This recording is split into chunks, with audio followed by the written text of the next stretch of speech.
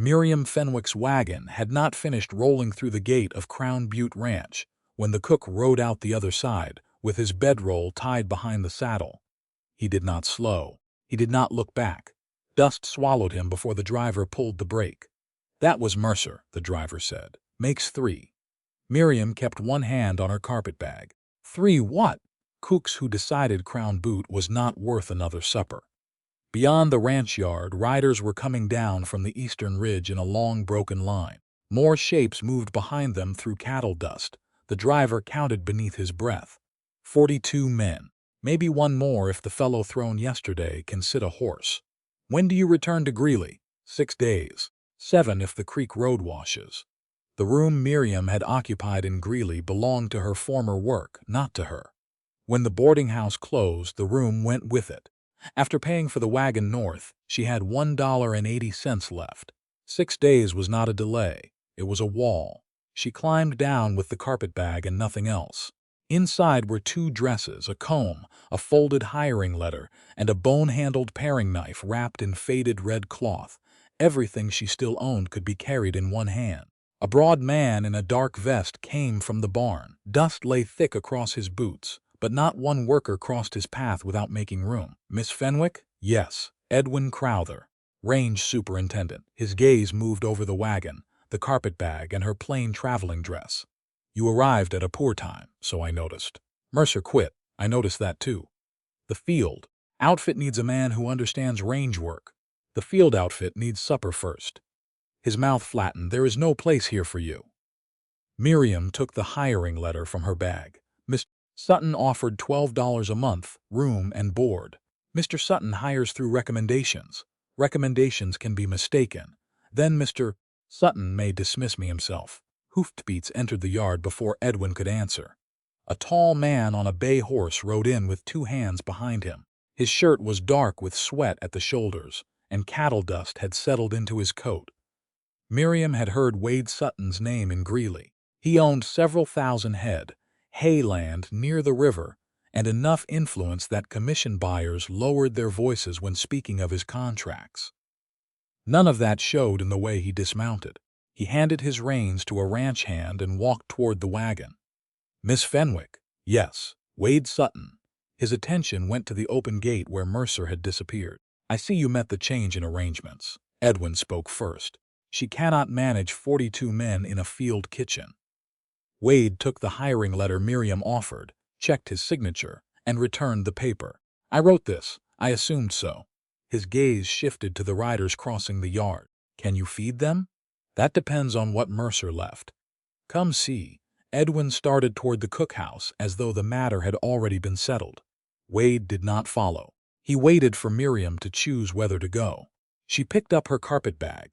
The cookhouse was a low plank building with a covered fire pit beside it, and a canvas shelter tied poorly against the early June wind. The pantry held beans, salt pork, coffee, cornmeal, dried apples, 2 crocks of lard, enough flour for several days, and less sugar than 42 men would claim to need.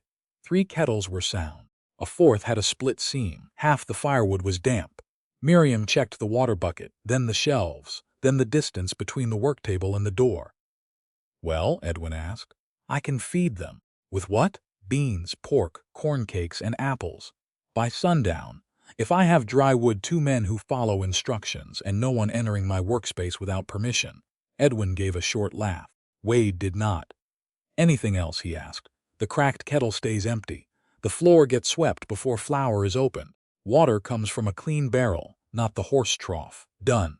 Wade turned toward 2 young ranch hands unloading sacks from the wagon. "Cal, Aaron. Miss Fenwick has your time until supper." Cal looked 17 and uncertain. Aaron was older by a year or 2 and already pretending not to be. They came over. "You do what she says," Wade told them. "If you do not understand, ask. Do not guess." Edwin folded his arms. "You are giving her command before she has cooked 1 meal. I am giving her the help she requested." Wade looked to Miriam. "Where do you need them?" It was the first useful question anyone had asked since she left Greeley. "Cal on firewood. Aaron on sweeping and water. Nobody touches the flour until I say." Wade nodded and walked away. He did not remain to watch whether she failed. Miriam tied on an apron and began. Beans went into the largest kettle, with salt pork cut thin enough to flavor every portion. She dug a shallow trench behind the cookhouse wall, where sparks could not reach the grass. Cal brought wood that looked dry but hissed when it caught. She sent him back without ridicule. Aaron swept half the floor and tried to call it finished. She handed him the broom again. By the time the first riders entered the yard, coffee was boiling, and cornmeal batter rested beneath a cloth. Cal tripped over the water pail and spilled half of it across the packed earth. Several men near the hitch rail laughed. His face went white. "I'm sorry, Mom." Miriam looked at the fire, the remaining water, and the onions beside the cutting board. "Can you slice without losing a finger?" "Yes, then do that." Aaron, refill the pail, clean barrel. Cal blinked. "You're not sending me away?" "Not unless you spill the onions, too." The laughter changed, less cruel. Cal reached for the knife she gave him and began cutting. Wade returned once as the sun lowered. He stopped outside the cookhouse threshold. "Do you need more hands? No? More wood? Unless you want raw corn cakes."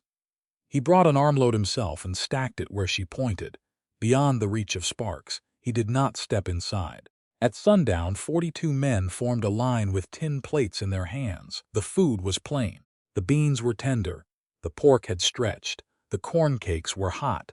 And the apples had been sweetened with a spoonful of coffee sugar because nothing else could be spared. Men who expected nothing ate without complaint. A few returned for seconds after everyone had been served. Miriam counted each plate and every remaining cake. Enough. Barely. Edwin stood near the barn, watching the empty kettles as though scarcity proved his point. Wade joined the end of the line. "Mr. Sutton should be served first," Edwin said. Wade did not move ahead. "He will be served when he reaches the table," Miriam replied.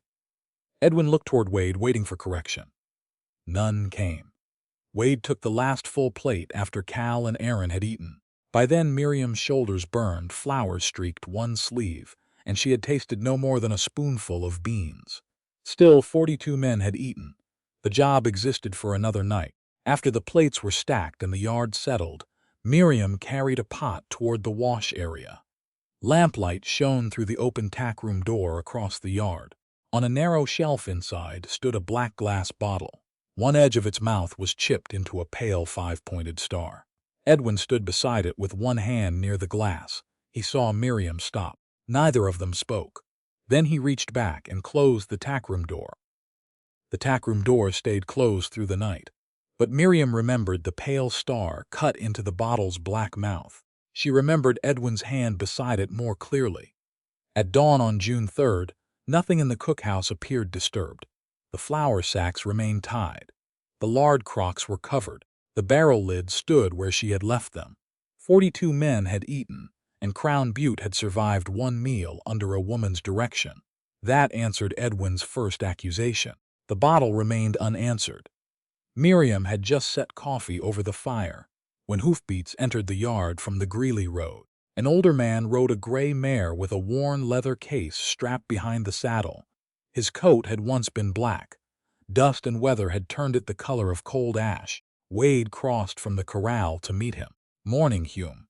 It might improve if that bay gelding has kept his breakfast where it belongs." The older man dismounted with care and looked toward the tack room. "Did Crowther lock away the bottle I supplied Crown Butte, or did he leave it on that shelf again?" Miriam stopped with the coffee scoop in her hand. Edwin came from the barn carrying a halter. The tack room was secured. Samuel Hume removed his gloves one finger at a time. "That was not what I asked." Wade noticed Miriam at the cookhouse door. "Miss Fenwick, this is Samuel Hume. He tends stock around Greeley when the stock has the courtesy to fall ill within riding distance." Hume touched 2 fingers to his hat. "And when it does not?" Miriam nodded toward the tack room. "You treated a horse here yesterday, before your wagon arrived. Bay gelding took colic near noon. I left a purge with Crowther in case the horse worsened. I told him to put it away." Edwin's jaw worked. "Nothing touched it." "Then you were fortunate." Hume started across the yard. Wade turned to Miriam. "You saw the bottle?" "Last night. Come with us." He did not ask what she suspected. That spared her from defending a concern before she understood it. Edwin opened the tackroom door wide. The black bottle stood on the narrow shelf where Miriam had seen it. Hume lifted it toward the window. Dark glass swallowed most of the light, but the chip at the mouth showed clearly. 5 pale points, one deeper than the others. Broken red wax clung around the cork. "Still sound," Hume said. Miriam stayed near the doorway. "What is in it?" Hume glanced toward the cookhouse and the water barrels beyond. A concentrated stock purge. Useful in the proper dose. Dangerous in the wrong place. Dangerous to a person? Enough would bring hard cramping, vomiting, and a dangerous loss of water from the body. A man could be laid flat. Edwin gave a short laugh. "No one plans to season beans with horse medicine." Miriam did not smile. "Then no one will object to keeping it away from food and drinking water." Hume's eyes settled on her with new attention. No sensible person would. They carried the bottle to the bay gelding standing in a shaded stall. The animal held its head low and shifted uneasily, one hind hoof scraping the dirt. Hume checked its gums, pressed an ear near its belly, and mixed a small amount of the remedy into warm water. Miriam stayed several paces back. She watched the bottle, not because she doubted Hume, but because carelessness often wore the face of ordinary habit. After the horse swallowed, Hume wiped the rim, fitted the cork, and warmed a stick of red sealing wax over a lantern flame. Fresh wax closed the neck. "If that seal is broken," he said, "the bottle has been opened." "Where will it be kept?" Miriam asked. Edwin folded his arms. "The tack room has held medicine longer than you have held a ladle. Then it can hold medicine inside a locked chest." "And who appointed you keeper of ranch remedies?" "No one. I am responsible for food and drinking water." Wade rested one hand on the stall rail. "There is a medicine chest against the north wall," Edwin said. "Use it." The chest was square, heavy, and fitted with one iron lock. Edwin dragged it from beneath folded saddle blankets. Wade removed a key from his watch chain. Edwin showed another from his vest pocket. The keys were cut alike. Either could open the same lock. Hume placed the bottle inside, beside wrapped bandages, 2 smaller vials, and a packet of salve. Wade lowered the lid and turned his key. The lock clicked. "One lock," he said. "2 authorized keys, mine and Crowther's." He looked at Miriam. "You hold neither." "I did not ask to, I know." The words were plain, but they mattered.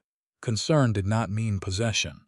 Edwin slipped his duplicate key back into his pocket. "Are we finished rebuilding Crown Butte around one woman's nerves?" Miriam picked up the empty water bucket she had left near the stall. "Not yet." Hume's mouth twitched. Wade's did not. "Show me," he said. Miriam led them outside. 2 drinking barrels stood beside harness oil, a soap bucket, and a lid turned upside down in the dirt. A tin cup rested on top of it. "That cup goes to a man's mouth," she said. "The lid touches dirt, oil, reins, hands, whatever is nearby. Then the cup touches the lid." Edwin glanced at the ground. "Nobody drinks the dirt, not knowingly." She pointed to the eastern wall of the cookhouse. "Drinking water goes beneath that lean-to. Cups hang on pegs. Lids are washed, dried, and stored inside after sundown. Soap water stays beyond the tack room. Medicine stays locked." "You intend to inspect every man?" Edwin asked. "I intend to make inspection less necessary." Wade looked to Hume. "Sound. More sound than leaving a strong purge above a saddle rag." That ended the argument, though not Edwin's resentment. By mid-morning, Miriam had divided the yard into 3 working areas. Food remained inside the cookhouse. Drinking barrels stood in shade beneath the eastern lean-to. Harness oil, soap, lye, and stock medicine stayed beyond the tack room. Cal scrubbed the barrel lids. Aaron fixed wooden pegs for the cups. He reached toward the wash barrel once without thinking. Wade, repairing a corral latch 20 feet away, stopped him with 2 words. "Other barrel." Aaron changed direction. Wade returned to the latch. He had remembered the rule after hearing it once. Miriam carried that fact no farther than it deserved. It was not trust, it was evidence. Near noon, Jonah Price rode in from the eastern pasture. He was broad through the shoulders, with gray beginning at both temples and dust settled into the lines beside his eyes. Wade introduced him as foreman. Jonah accepted coffee from Miriam and studied the changed yard. "Crowther says we are running a hotel." "Hotels charge for clean water," Miriam said. "Crown Butte already pays me." Jonah drank and nodded toward the tack room. "Had 4 men laid up at a line camp 2 summers ago. Lost days before they could sit straight." Edwin came around the barn in time to hear him. "Bad beans." Jonah's cup paused halfway to his mouth. That was what we called it, because that was what it was. Miriam said nothing. 2 years was not proof of anything. Still, the words joined the bottle, the closed door, and 3 cooks leaving before her. Hume returned to the cookhouse before mounting for Greeley. The bay gelding had begun to settle. "You were right to move the water," he told Miriam. "People grow careless around familiar things. Water is familiar until it is wrong. So is medicine." He touched his hat and rode south, leaving the star-chipped bottle sealed in red wax inside Crown Butte's locked medicine chest. Wade held one key. Edwin held the other. Miriam held neither. By June 5th, no one set a dirty cup on a drinking barrel.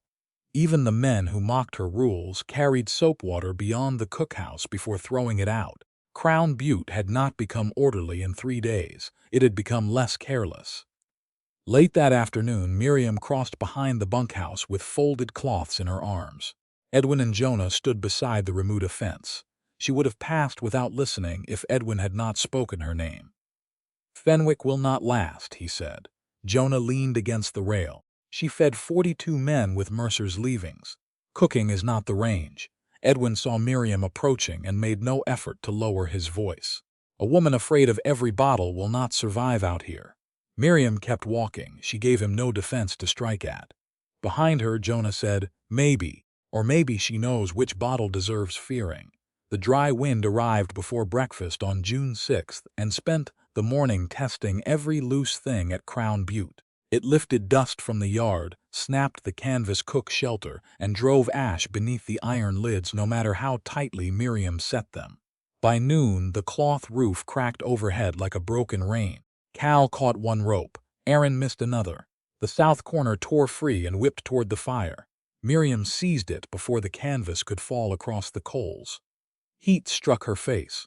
Wind pulled at both arms. "Stake on the south side," she called. Cal ran for the mallet. Edwin came from the barn with his hat pressed low. "Put the fire out." Miriam braced one boot against the shelter pole. "No, a spark will take the grass. Not after I move it." He glanced toward the eastern ridge. Dust was building there in a long brown line. Riders, earlier than expected. There is no time to move it. Then there is no time to argue. A gust carried 3 sparks across the bare ground. Miriam stamped them out. The fire could not stay where it was. Edwin was right about that. He was wrong about the only answer. The chuck wagon stood broadside to the wind near the cookhouse wall. Its bed could break the strongest gusts. A shallow trench behind the west wheel would contain the coals. The pots could be carried one at a time in the iron ash pan, risk reduced. Supper saved. "Aaron," Miriam called, "bring the spade." Edwin stepped between Aaron and the tool rack. "Nobody moves that fire." Hoofbeats stopped at the hitch rail. Wade swung down from the bay with dust streaked across his shirt and one sleeve dark from sweat. 2 riders continued toward the corrals. He took in the loose canvas, the early crew, the exposed fire, and Edwin blocking Aaron. "What is the problem?" "The wind has made her cook fire unsafe," Edwin said. "I ordered it put out." Wade turned to Miriam. "Is it unsafe where it stands? Can you make it safe?" "Yes." "What do you need?" Edwin exhaled sharply. "Sutton, this is not a hotel kitchen. The outfit cannot stop every time she dislikes the weather." Miriam kept her attention on Wade. The answer mattered more than Edwin's temper.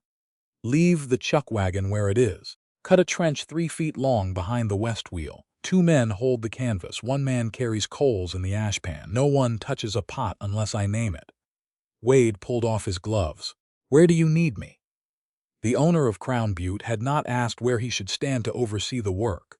He had asked where he could be used. Miriam pointed to the rope straining nearest the fire. "Hold that corner until Cal drives the new stake." Wade took the rope. "Aaron, get the spade." Men moved, not because Miriam had raised her voice above Edwin's, because Wade Sutton stood where she had placed him and made obedience look ordinary. Aaron cut the trench. Cal reset the canvas. Miriam banked the fire, then lifted the hottest coals into the iron pan. Wade kept the shelter high enough that the cloth did not brush her shoulders. Dust collected in his hair and at the corners of his eyes. He offered no advice. When she said, "Higher," he lifted. When she said, "Hold," he held. Edwin watched beside the barn with both arms crossed. The first riders entered the yard as Miriam settled the bean pot over the new trench. The fire burned low and clean behind the wagon. She moved the coffee next, then the cornmeal batter. A harder gust boomed against the shelter roof, but the rope stayed firm. "Plates out," she told Cal. "Cups upside down until we pour." Aaron hurried in carrying a stack of tinned plates and clipped the work table with his hip. The pot of stewed apples slid toward the edge. He caught one handle. The other struck the ground. Half the fruit spilled into the dust. The yard noticed all at once. Aaron went pale. "I'm sorry, Miss Fenwick." He waited for the punishment boys expected from adults who needed witnesses to their authority. Miriam took the pot from him and checked what remained. "Set this on the clean side," he stared. "But I spilled it." "Yes, you're not sending me away. Can you count 42 cups?" "Yes, Mom." "Then count them twice." He moved before she finished. A few men near the rail laughed, but not at him. The sound had lost its edge. Miriam scraped the ruined fruit aside and stretched the rest with dried apples, hot water, and 1 spoonful of molasses from the back shelf. It would not be generous. It would be enough for every plate. Wade released the rope after Cal secured the last stake. "Anything else? Move the split wood closer, but keep it beyond the sparks." He did. The wealthiest cattleman in that part of Weld County carried armloads of wood while his men watched.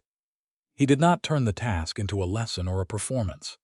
He finished it and left the space hers.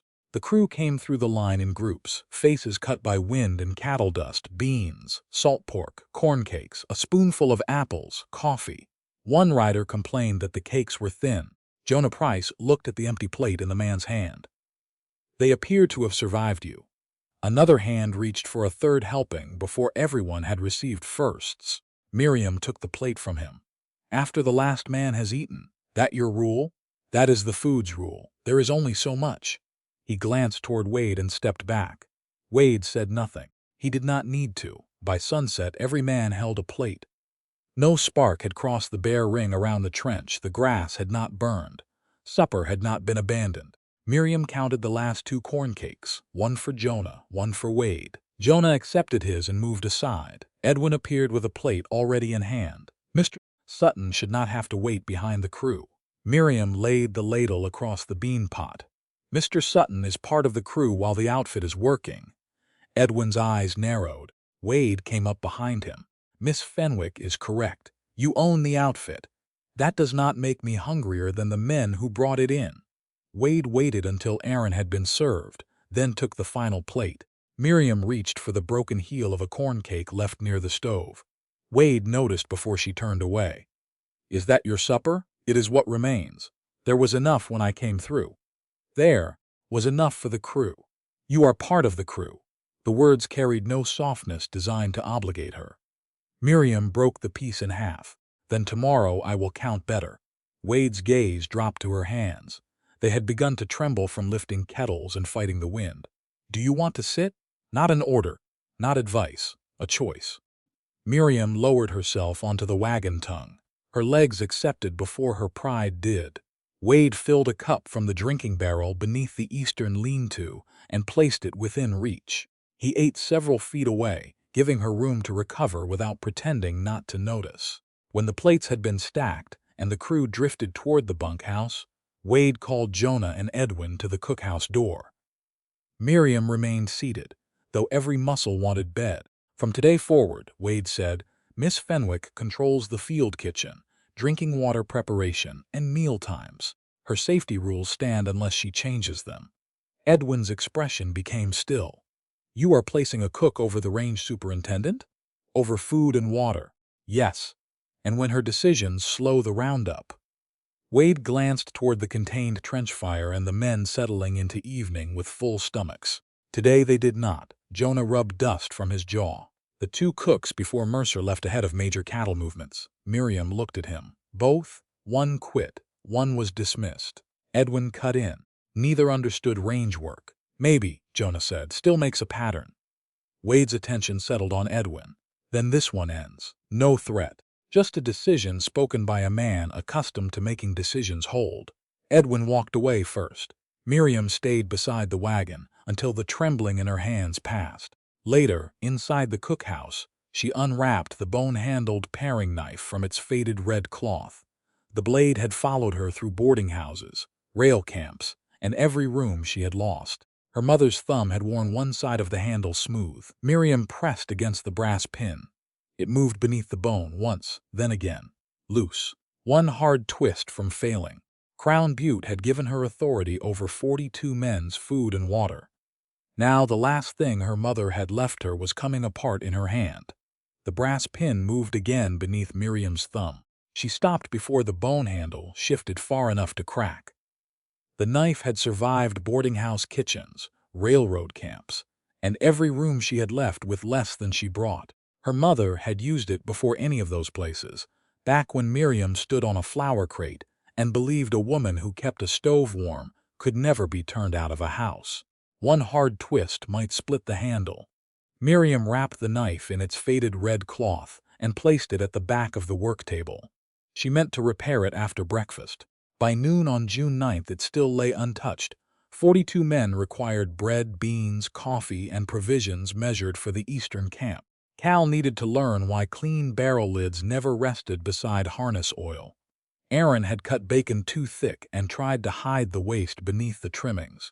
Miriam corrected him, then finished the onions with a ranch knife from the drawer. Its dull edge crushed more than it cut. That blade will take a finger before it takes an onion. Wade stood beyond the cookhouse threshold. Dust marked the knees of his trousers, and dried mud crossed one boot. He had stopped outside without being reminded. "It belongs to Crown Butte," Miriam said. "Then Crown Butte owes you an apology." His attention moved to the faded red cloth at the back of the table. "Is that yours?" "My mother's. May I see it?" Miriam dried her hands. She carried the wrapped knife to the doorway but did not place it in his palm. "The pin is loose. The bone has not cracked." Wade held one hand open and waited. "I can reset it at the smithy bench. You will not replace the handle. No, you will not polish away the marks. No, you will not carve your initials into it." His eyes lifted from the cloth. "Why would I?" Men marked tools they believed they had improved. A carved letter could turn help into a claim. Miriam had seen both happen. "Because it is mine. That is reason enough not to." She laid the knife across his palm. Wade folded the cloth around it before closing his fingers. "I will return it before supper. If the bone splits, I will bring every piece back. Not I will fix it. Not trust me." Every piece would remain hers, even if his hands failed. Miriam stepped away from the doorway. "Do not sharpen it too thin." "I will not." He carried the knife toward the long shed beside the smithy. Miriam watched only until he entered. Then she returned to the onions before Cal could notice she had stopped working.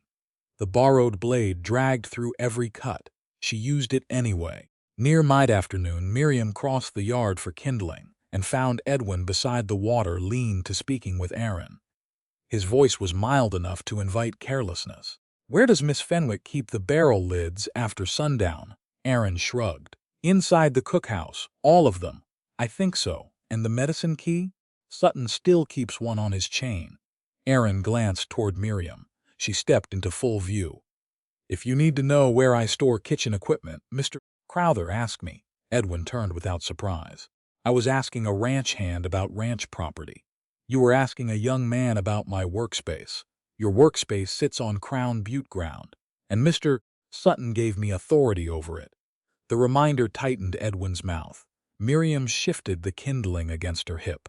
"The barrel lids are washed, dried, and stored inside. The drinking barrels remain empty overnight, unless a camp movement requires otherwise. I do not hold a medicine key. Nobody said you did." "Then there is no reason to question Aaron." Edwin glanced toward the tack room. "A range superintendent has reason to know where supplies are kept. Then ask the person responsible for them." Aaron stared at the ground, relieved to have disappeared from the exchange. Edwin lowered his voice. "You enjoy rules. Rules save time when people follow them. Rules also make men wonder what a woman is hiding. They may wonder while drinking clean water." Miriam walked on. Behind her, Edwin said, "A cook who gives orders to men and counts keys will start gossip faster than a saloon piano." She did not turn. The words were meant to follow her into the cookhouse. She left them in the yard. Wade returned before supper carrying the faded red cloth. He stopped at the threshold as before. Finished. Miriam wiped flour from her fingers and went to him. He opened the cloth. The bone handle looked unchanged. The old wear remained along one side where her mother's thumb had smoothed it over years of use. A narrower brass pin sat flush against the bone. Wade had sharpened the blade, but not enough to erase its age. He offered it handle first. Miriam tested the pin. It did not move. What did you use? A thinner brass rod. The old pin had worn down. Did you keep it? Wade reached into his vest pocket and placed the bent piece of brass on the cloth. Every piece. Her fingers closed around it. Thank you. You are welcome. She tested the blade against an onion. One clean stroke. No drag. No shift in the handle. Cal gave a low whistle. Cuts better than the ranch knife. Miriam slid the onion toward him. Then keep your fingertips out of its path. She showed him how to curl his hand and let the edge do the work. His first slice leaned, the second was better. By the fifth, the pieces were nearly even. Miriam did not praise him into carelessness. She gave him another onion. Wade remained outside, watching only long enough to see Cal had understood. His gaze moved to the ration sacks lined against the wall. Those go east tomorrow, at first light. Edwin says the camp needs twice that flour. Edwin counted meals for 56 men. Yes. Did he explain the other 14? He said range work consumes more than kitchen figures allow. Wade studied the sacks. Does it? Men eat more on hard days. They do not become extra men. The corner of his mouth nearly moved. Send what you counted. I intended to. I know. He turned as though to leave, then stopped beside the doorway. My mother kept a kitchen ledger. Miriam waited. Wade did not often offer a personal fact without a practical reason attached. She rose before everyone, he continued. Went to bed after everyone. My father called her the strongest person in the house. Was she? Until she was not. The fire settled beneath the stew pot. Wade's gaze rested on the knife, though his thoughts had gone farther away. She worked through a fever one winter. Said the men needed feeding, and the house would stop if she lay down. Did it stop? No. His hand closed once around his glove. She nearly did. Miriam set the knife flat on the table. Who cared for her? Wade looked toward the yard. Not enough of us. The answer carried no request for forgiveness he had no right to ask. Miriam remembered women eating over sinks, sleeping in chairs between bread risings, accepting praise from people who never lifted weight from their hands. You are so capable. We could not manage without you. Admiration could become another way to leave a person alone. Then do not praise someone for carrying what should be shared, she said. Wade accepted the words without defense. That sounds like a rule. Perhaps it is. I will remember it. Edwin's voice crossed the yard before Miriam could answer. He was speaking to two hands near the bunkhouse, loud enough for the cookhouse to hear. Sutton spends more time at that doorway than he does checking the remuda. Must be exceptional coffee. One man laughed. The other studied his boots. Wade's shoulders tightened, but he did not step into the yard. Do you want me to answer that? He asked Miriam. The question mattered. He could silence Edwin with rank, but doing so without permission would turn Miriam into property defended by its owner. No. Wade nodded. Then I will not. He crossed the yard and went directly to Jonah at the remuda fence. No threat, no display. The gossip found nothing to strike. Miriam returned to supper. Near dusk on June 12th, she carried clean cups to the water lean-to and saw Edwin standing beside an empty barrel. He ran his fingertips across the lid, then lifted one edge as if testing how easily it moved. When he noticed Miriam watching, he set it down and smiled. Afterward, he walked toward the tack room, where the star-chipped bottle remained behind one iron lock and two men held keys. Edwin's walk toward the tack room became one more fact Miriam stored without pretending it was proof. By dawn on June 13th, the medicine chest remained locked. Wade's key still hung from his watch chain. Edwin's duplicate key still rode in his vest pocket. The star-chipped bottle stayed out of sight. Branding began that morning. Calves bawled in the corrals, iron hissed against hide, and smoke drifted low over ground beaten hard by hooves. Men came to Miriam hungry before noon and hungrier after dark. She adjusted flour, coffee, salt pork, and beans for the longer days. then wrote every change into the kitchen ledger. Edwin challenged the numbers before the first week ended. The outfit will need another 10 sacks of flour by the 20th. Miriam checked her count. 4. You are measuring men as if they sit behind desks. I am measuring 42 men. Hard riding changes appetite. It does not create 14 extra mouths. Edwin leaned toward the cookhouse doorway, then stopped before crossing the boundary Wade had upheld. If we miss the shipping date in Greeley, Sutton will have more mouths than he can afford. Miriam kept her pencil against the page. The cattle eat grass. Cattle held after the cars leave eat money. More wages, more pasture, more shrink. Wade and Jonah were crossing the yard behind him. Edwin raised his voice enough for both men to hear. There is a commission buyer in Greeley willing to take the herd under emergency terms if the scheduled shipment fails. A prudent man keeps another door open. Wade stopped. The shipment will not fail. Weather turns. Rails delay. Men get sick. Edwin glanced toward the corrals. A quick private sale at a lower figure is better than a herd costing money every day. A buyer waiting for trouble often helped prepare the price of it. Wade's tone remained level. Crown Butte will meet the cars arranged for us. Edwin folded his arms. Rich men can afford pride. Miriam closed the ledger. Poor men cannot afford bad arithmetic. Jonah hid a cough in one fist. Wade's mouth did not move, but his eyes settled on Miriam for one brief second before returning to Edwin. Get the North Bunch branded by Friday. And if the shipment slips, Edwin asked, then we deal with what happened, not what another man hopes will happen. Wade walked on. Edwin remained beside the doorway. You see, he said to Miriam, he would rather lose money than admit another man planned better. Then perhaps the other man should stop planning for Crown Butte to fail. His stare sharpened. Before he could answer, a rider entered from the South Road, carrying mail from Greeley. One envelope bore the printed name of a commission house in the corner. The rider handed it to Edwin. Jonah passed near enough to see the name. Miriam saw it too. Edwin turned the envelope face down and slipped it beneath his vest without opening it in the yard. No one asked what it contained. Over the next several days, branding pushed every weakness toward the surface. One hand burned his wrist when a calf lunged. Another took a kick high on the thigh and walked with a stiff leg. Miriam moved both men ahead in the supper line without discussion. Cal learned to measure coffee by the number of cups actually filled, not by how strong he wanted the pot. Aaron stopped trying to hide mistakes and began reporting them before they became shortages. Wade came and went between corrals, pasture, and office. He did not linger at the cookhouse. He remembered to leave the threshold clear. Once he set a crate of dry wood beside the wall and left before Miriam could thank him.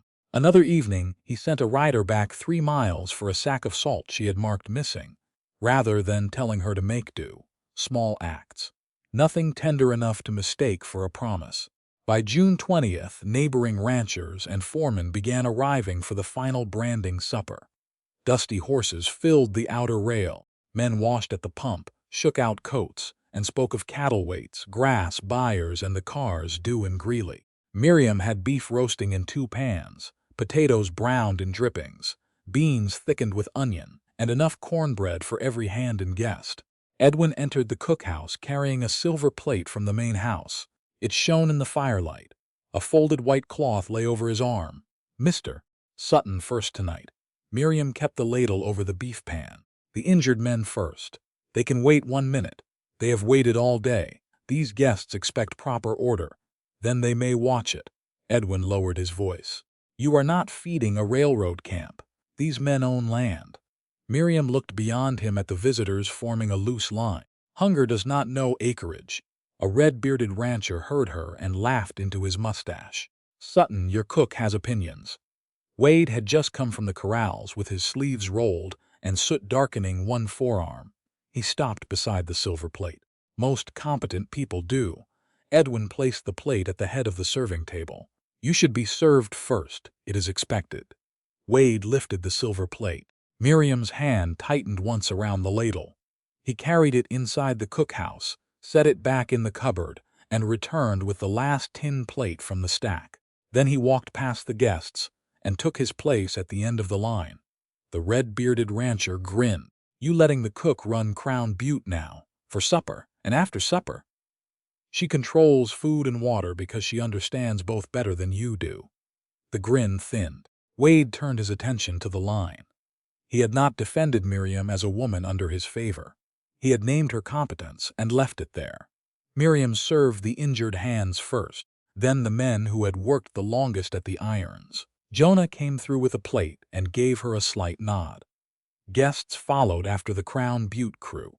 Edwin remained near the table pouring coffee he had not been asked to touch. Wade reached the front last. Only one serving of potatoes remained. Aaron stood behind him with an empty plate after returning from the corrals. Miriam divided the potatoes between them. Edwin watched the smaller portion fall onto Wade's tin plate. Wade did not. "Enough?" Miriam asked. Yes, he stepped aside. She served until the pans showed bare iron. What remained for her was half a corn cake, 2 browned onions, and the last scrape of preserves from the jar. She carried the plate to the cookhouse step. Wade was speaking with Jonah near the hitch rail. Miriam expected him to remain there. Instead, after the guests settled with coffee, he approached and stopped several feet away. "May I sit?" She nearly answered that the step belonged to him. The question prevented it.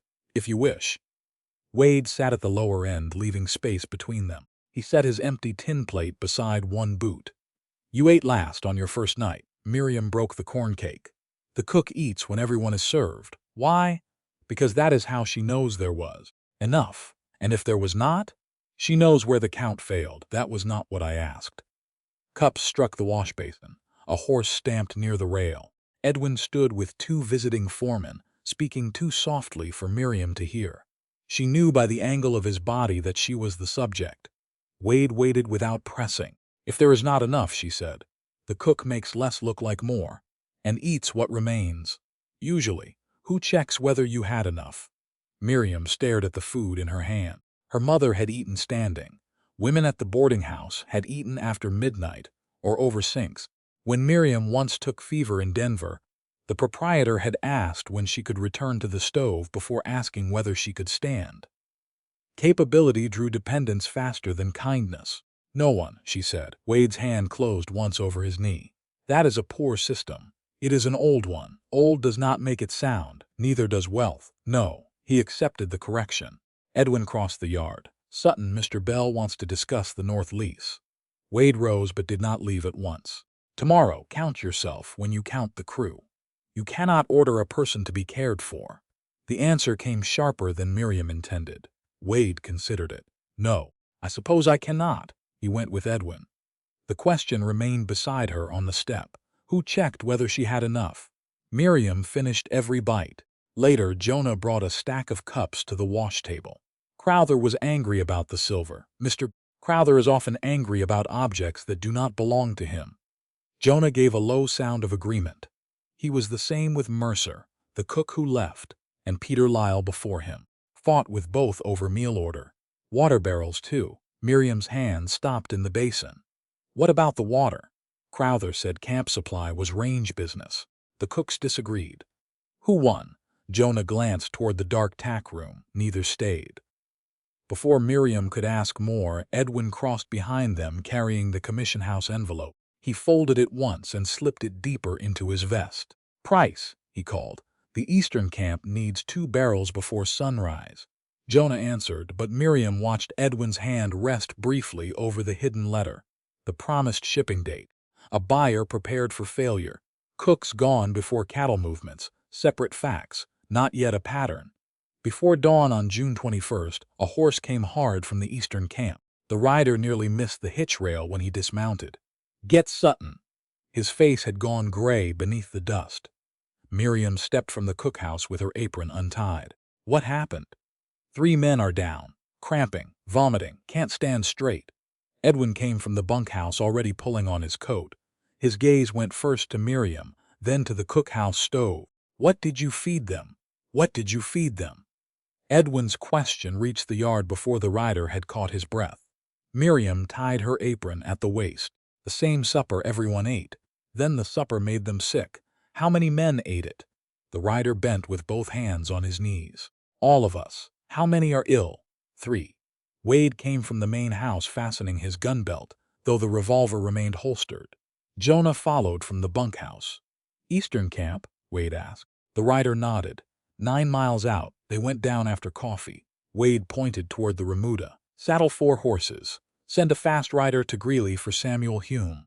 Tell him 3 men have severe cramping and cannot stand." Edwin looked toward the paling sky.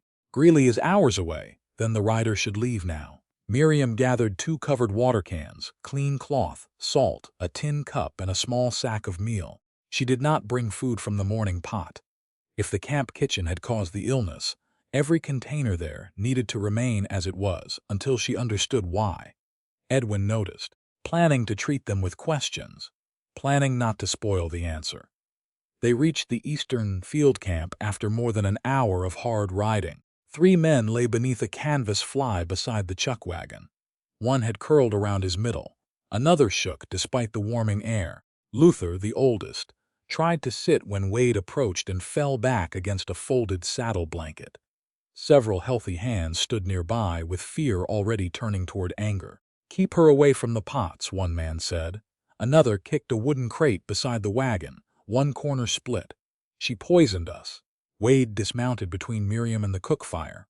"No one touches the kitchen." 3 men are down," the first hand snapped. "Then breaking a crate will not raise them." Wade's voice remained level. "Step back." The man hesitated until Jonah came beside Wade. Then he moved. Miriam did not answer the accusation. She knelt near Luther without touching him. "What did you eat last night?" "Beef, potatoes, cornbread, preserves, some. Coffee this morning, 1 cup. Water from where?" Luther pointed toward the barrel beside the coffee fire. Miriam questioned the other 2 sick men. Same supper, same morning coffee, same barrel.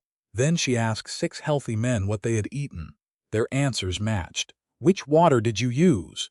4 pointed toward a barrel near the remuda. One had filled his canteen at headquarters. Another had not taken coffee. None had drawn from the barrel beside the fire. Edwin arrived behind her. "Some stomachs are stronger than others." Miriam stood. Everyone ate the same food. That proves nothing. It proves the food was shared. The water was not. She crossed to the barrel. The bung sat crooked in the wood. Without touching it, she leaned close enough to smell damp oak and old coffee. Beneath both lay a bitter medicinal edge. Faint, wrong. She remembered the sharpness in the stall when Hume used the stock purge on the bay gelding. She did not name it. Not yet. "Jonah, bring me a clean cloth." Edwin caught her wrist before she reached for the bung. Wade's hand closed around Edwin's forearm at once. Not violently, completely. "Release her." Edwin let go. Wade released him a breath later. Miriam rubbed the place where his fingers had pressed and faced the barrel again. "No one drinks from this?" Edwin scoffed. "On the word of a cook's nose. On the fact that every sick man used it." She wrapped the cloth around the bung and eased it free. The bitter odor strengthened. 2 nearby hands noticed and stepped back. "Dump it," Edwin said. Miriam turned her head. "Now you want it gone?" "If it settles the men." "It settles nothing." She covered the opening with a second clean cloth and tied it beneath the upper iron band. "This barrel stays where it is. No one washes it. No one moves it without Jonah." Edwin spread his hands. "You mean to keep poisoned water beside a camp? I mean to keep men from drinking it, and someone from erasing what was done." She took charcoal from the fire pit and drew a heavy cross across the barrel stave. "Jonah, put it beneath the supply fly. Guard the bung and cloth with it." Jonah nodded. 2 hands rolled the barrel away from the fire, while Miriam watched every step. She chose a dry patch beyond the drinking barrels, but within sight of the supply tent. The bung went onto the cloth beside it. Nothing touched the creek bed. Nothing went near the horses. Luther groaned beneath the canvas. Miriam returned to him and poured clean water from the covered can into the tin cup. Small mouthfuls. He reached too fast. She held the rim steady. Not all at once. Edwin crouched near the youngest sick hand. "We should put them in the wagon and take them to headquarters." "No," Miriam said. "The road will shake them for 9 miles in rising heat. Hume may not come before dark. Then they remain shaded until dark." "You are not a doctor." "No. I am the person who noticed they all drank from 1 barrel." Edwin rose. "If one dies because you delayed." Wade cut across him. "They stay." He turned to Miriam. What do you need? More shade. Clean water. Someone to keep the curious men back. No coffee until every kettle and bucket is checked. Wade assigned the work. He did not make her prove the pattern twice. By noon, the worst cramping had eased in 2 men, though neither could stand unaided. Luther remained weak and clammy. Miriam kept the water to small amounts, then made thin salted broth from the meal she had brought, once their stomachs settled. The hand who had kicked the crate hovered beyond the canvas. I should not have said you poisoned us. Miriam did not look up from Luther's cup. You should not have kicked the crate either. I will mend it. After you can sit without swaying. He gave a shamefaced nod and moved away. The hours passed beneath a hard blue sky. Wade carried water, checked horses, and kept arguments outside the shade. He did not remain at Miriam's shoulder. Once she found bread and cold beef beside her elbow. Wade was 50 feet away speaking with Jonah. He did not watch to see whether she ate. She ate. Near evening, 2 riders appeared from the southwest. Samuel Hume rode the same gray mare, with the exhausted messenger beside him. Hume dismounted before the mare had fully stopped. Who is worst? Miriam led him to Luther and gave the facts in order. Same supper. 3 sick men. 1 water source. Bitter smell. No one else ill. Hume examined their eyes, bellies, and pulses. He smelled the cloth from the bung, then drew back. I cannot tell you what was in that barrel from a rag, he said. But this does not behave like spoiled food. Edwin folded his arms. What does it behave like? Hume looked toward the charcoal-marked barrel beneath guard. A strong stock purge could do something close. So could more than one other remedy. I will not pretend certainty I do not have. Can they travel? Wade asked. Not tonight. 2 may sit up tomorrow if they keep water down. The older man stays off his feet longer. Hume opened his leather case. I will remain until morning. Do not wash that barrel. We will not, Miriam said. The western light had begun to thin. The bottle. Wade understood. The star-chipped black bottle should still be inside Crown Butte's medicine chest, sealed in red wax. Jonah heard it too. We need to see whether it is there. Edwin's gaze hardened. You are taking her suspicion as fact. No, Miriam said. We are checking whether the bottle is where Mr. Hume left it. Wade assigned Cal and Aaron to ride out from headquarters and remain with Hume and the sick men. Jonah placed 2 hands in shifts beside the marked barrel before leaving. Then Wade, Miriam, Jonah, and Edwin rode back toward Crown Butte while the sun dropped behind them. No one spoke during the last mile. At headquarters, Wade went directly to the tack room. Lamplight cut across saddles, bridles, and the narrow shelf where Miriam had first seen the bottle. The medicine chest stood against the north wall. Its single iron lock showed no fresh scratch, bent hasp, or forced seam. Wade removed the key from his watch chain and opened it. The lid lifted. Wrapped bandages lay where Hume had placed them. 2 smaller vials rested on their sides. A packet of salve filled one corner. The space where the black glass bottle had stood was empty.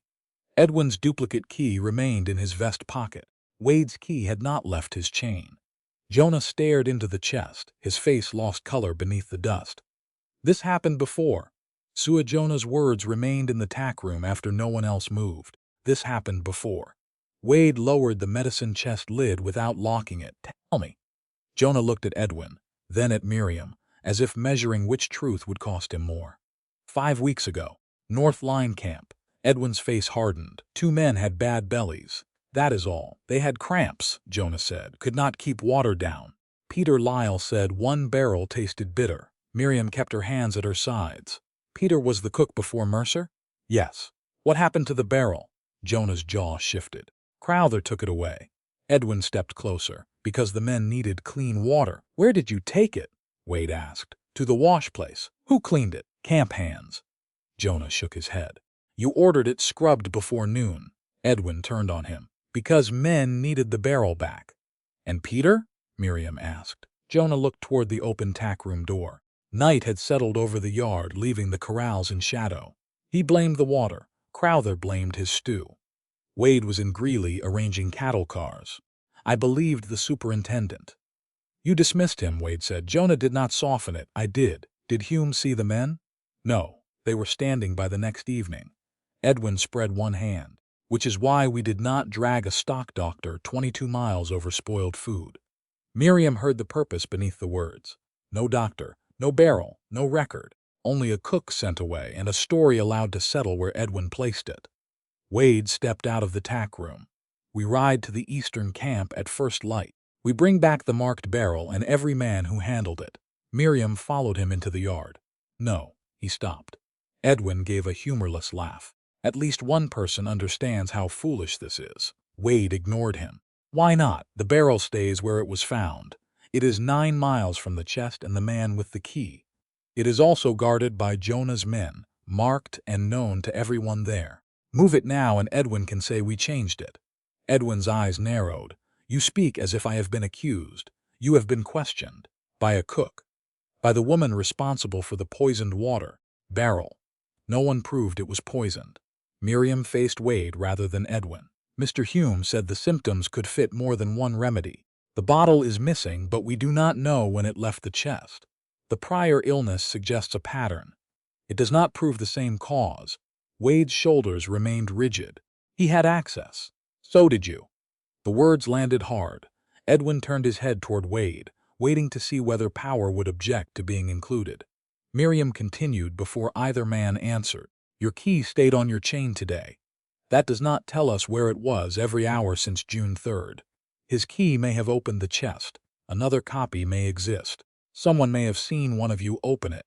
We do not know enough. Wade studied her. You think confronting him now would help whoever did this? I think certainty spoken before evidence gives a liar time to build a better lie. Jonah rubbed both hands over his face. The barrel remains under guard tonight. I will ride out before sunrise and relieve the men myself. Wade nodded once. No one washes it. No one touches it. And Peter Lyle? Miriam asked. Where did he go? Jonah answered. South, I think. Said he might try Denver or one of the rail camps. Was he paid? Through the day I dismissed him. Nothing for the food he lost when the accusation followed him. Jonah looked ashamed. No, Edwin scoffed. We are chasing a disgruntled cook across Colorado now. No, Wade said. We are remembering what Crown Butte did when it was easier to believe you. Edwin's face went still. Wade's gaze settled on the vest pocket where the duplicate key rested. Give me your key. You have no cause. The bottle is missing from a chest you could open. So could you? Then neither of us keeps access while this is examined. Mine comes off the chain too. Wade removed his key and held out his hand. Edwin did not move. Jonah stepped between the tackroom door and the yard. No threat, no escape offered either. Edwin drew the duplicate key from his pocket and dropped it into Wade's palm. Satisfied? No. Wade carried both keys to the ranch office and locked them in the desk drawer. The medicine chest followed, carried by Jonah and Aaron from the tack room to the office wall. No one opened it again that night. By morning on June 22nd, Hume sent word from the eastern camp that 2 younger men had kept water down and might sit up by afternoon. Luther remained too weak to travel. Jonah stayed with them and the marked barrel. Miriam kept food moving at headquarters while Wade questioned men who had worked near the tack room since June 3rd. No one remembered seeing the chest open. Several remembered Edwin entering the tack room alone. Others remembered Wade doing the same for saddle records, stored on the shelf above. Suspicion widened without becoming proof. Near noon, Edwin came to the cookhouse carrying a ledger. You wanted facts, he said. Here is one. My key was lost in May. Miriam set down the flour scoop. Wade stood near the water, leaned to speaking with Aaron. Edwin had chosen his audience. How long was it missing? She asked.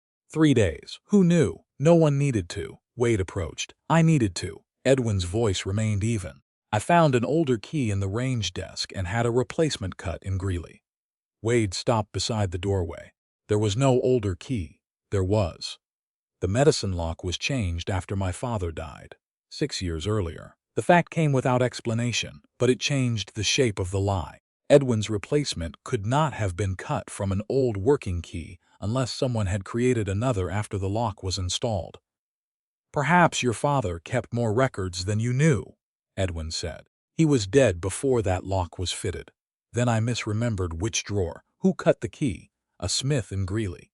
Name him. Edwin glanced toward the yard. I do not recall.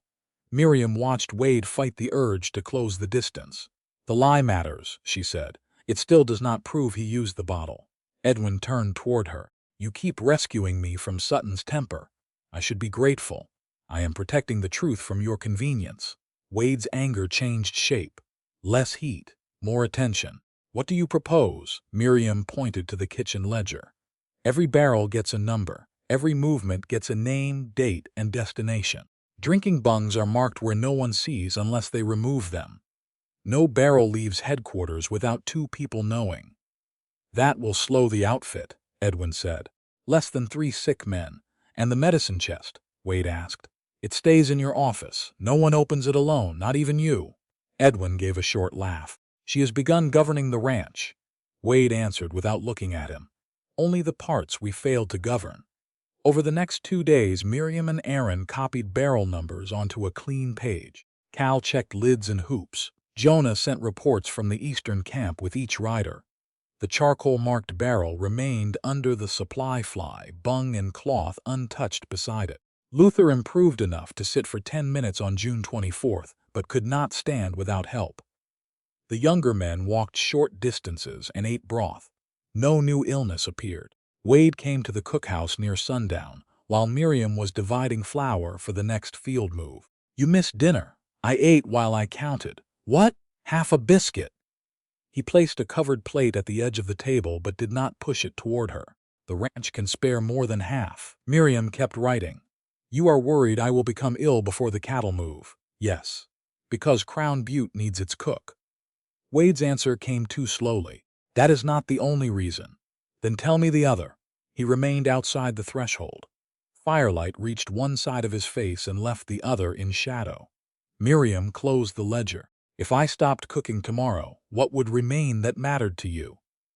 Wade opened his mouth, then stopped. She had not asked whether he found her useful, admirable, or necessary. She had asked what remained after usefulness was removed. "I do not know how to answer without asking you to trust words I have not earned," he said. It was honest. It was not enough. Miriam lifted the plate cover, beans, beef, and a full biscuit. "Then do not answer yet." Hoofbeats crossed the yard. Edwin rode in from the west with dust covering his coat. He dismounted and called toward Wade before handing over the reins.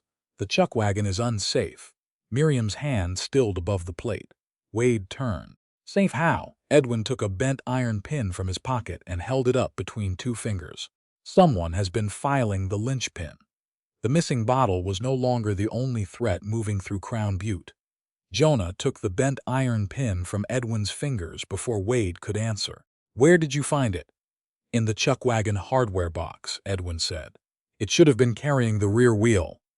Miriam set the untouched plate aside and crossed the yard with Wade. The pin lay across Jonah's palm, one end worn bright where metal had been removed. Fresh filing still clung in the groove. "Was the wagon moved?" Wade asked. "Not after I found this," Edwin replied. "I had the wheel blocked." "Who changed the pin?" "Ask the cook. She has been counting everything else." Miriam ignored the insult. "Was this the only spare?" Jonah shook his head. "There should be 2. Should be. One in the hardware box, one fitted in the axle." Edwin said this was in the box. The fitted pin had already begun to shear. Wade's attention sharpened. "You said this one should have been carrying the wheel." Edwin's pause lasted half a breath. "I misspoke." Miriam heard it. So did Jonah. Wade did not accuse him. "No one touches the wagon tonight." The next morning, June 25th, Jonah inspected the axle in full light. The pin holding the rear wheel had been filed at the narrowest point and bent under strain. The spare Edwin had brought from the box bore a shallower groove cut by the same kind of narrow file. Either pin could have failed on the eastern road, one under a moving wagon, one after being fitted as a replacement. Jonah wrapped both pieces in oilcloth and placed them in his field papers. "Deliberate," he said. Wade stood beside the wheel with his hat pushed back. "How long before it broke?" "Could have held 10 miles. Could have snapped at the first hard rut." Miriam looked toward the loaded chuck wagon. Flour sacks, coffee, salt pork, cookware, 3 water barrels, and enough weight to crush anyone walking beside the rear wheel. Her own place on the road would have been near it. Edwin spoke from the shade of the barn. which proves the field outfit is unsafe. Move the cook to the main house until we catch whoever is doing this." Wade turned before Miriam could answer. Agreed. The word came too quickly. "No," Miriam said.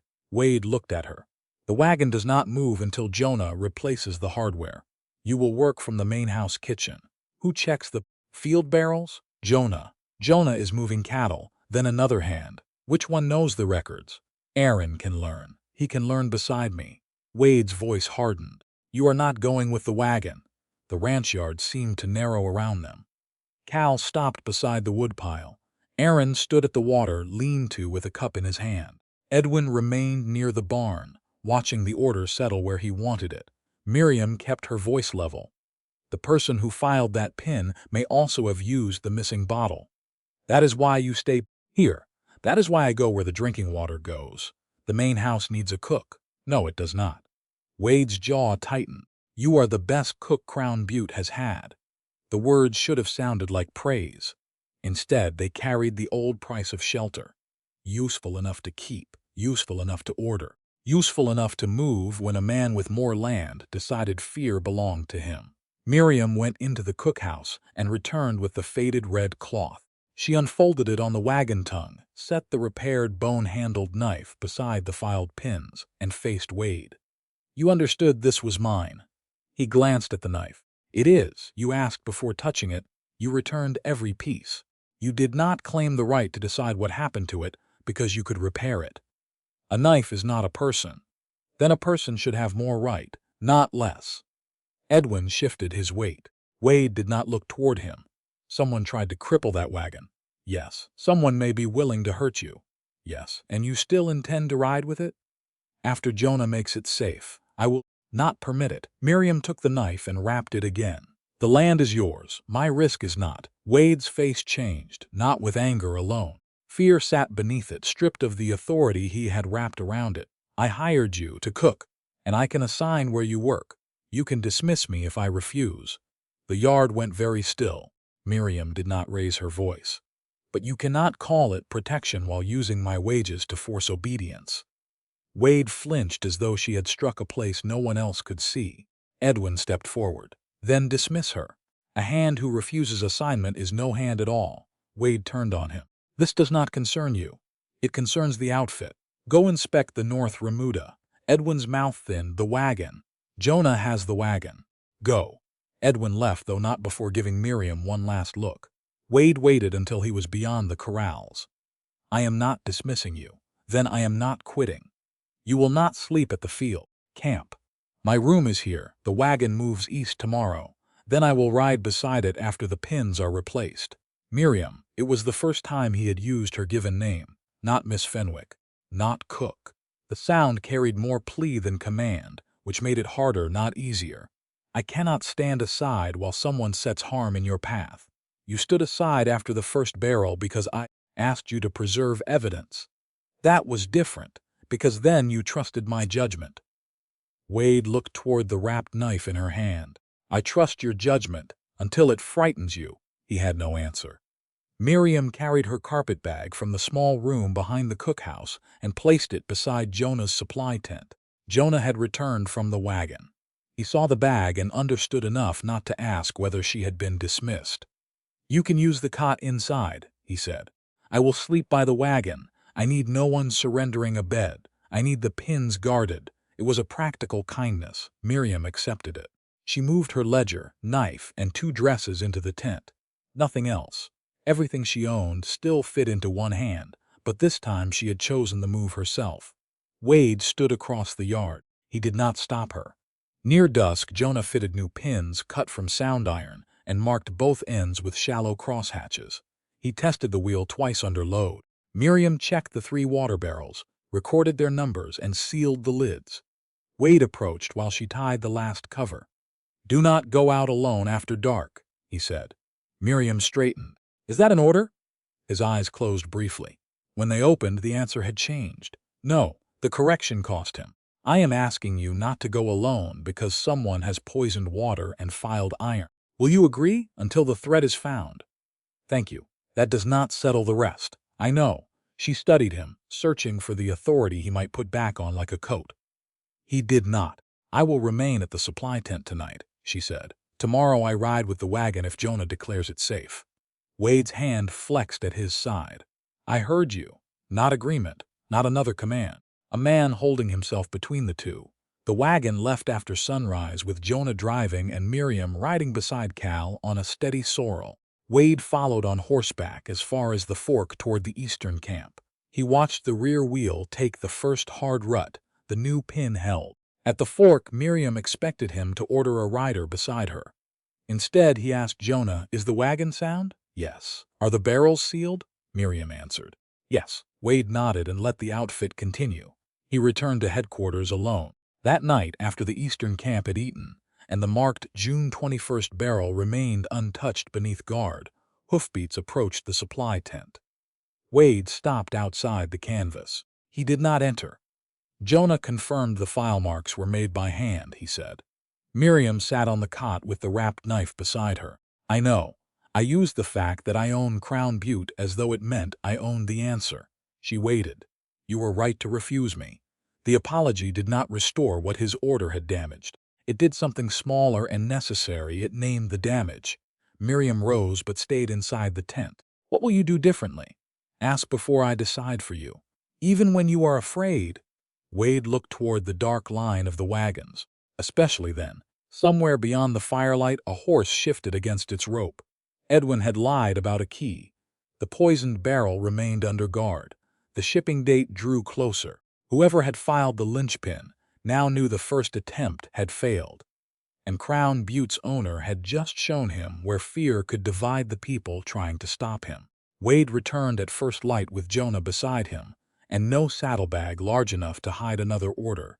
Miriam stood outside the supply tent, rolling her blanket. The eastern camp had not yet stirred beyond the coffee fire. I asked Jonah to hear this, Wade said. Not to speak for me. Jonah remained several paces away. Miriam tied the blanket strap. Then speak. Wade removed his hat. I used your wages to make fear sound like authority. I called it protection because that made it easier to believe I was right. I was not. He did not soften the admission with what Edwin had done, or what danger remained. You had the right to refuse me. Miriam looked toward the chuck wagon. Its new pins held beneath the weight. And if I had never cooked another meal after that, Wade's fingers tightened once around the brim, I would still have been wrong. That is not what I asked. He took the correction. No. The camp triangle hung from its post near the fire, dark with soot. Beyond it, cattle shifted in the pale morning. If I never cooked again, Miriam said, what would you ask me to stay for? Wade did not answer with the ranch. Because you tell the truth when a lie would make your life easier. Because you notice the man no one else has counted. Because you give frightened boys another task instead of a humiliation they will remember for years. Because you stood between sick men and the easy answer, even when the easy answer blamed you. His voice lowered. Because when I am wrong, you do not flatter me into remaining wrong. Miriam felt the weight of the answer. It reached beyond soup pots and barrel counts. Still, words could be true in one morning and useless by night. That is an answer, she said. It is not proof.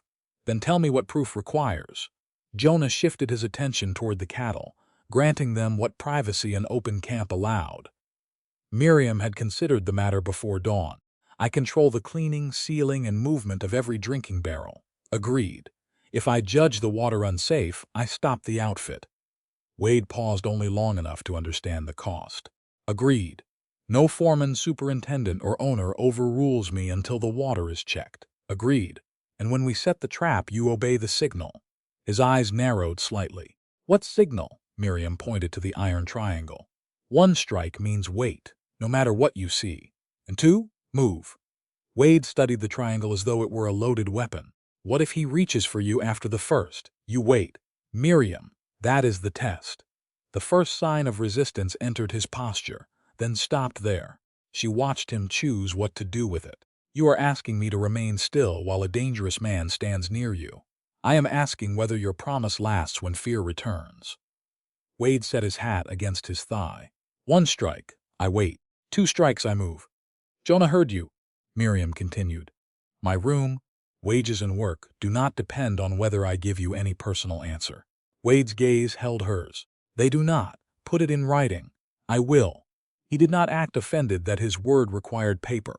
By noon on June 26th, Wade had written the agreement in plain language at the field table. Miriam Fenwick held authority over field kitchens, drinking water, ration stores, and the stopping of any outfit when food or water appeared unsafe. Jonah Price witnessed the signature.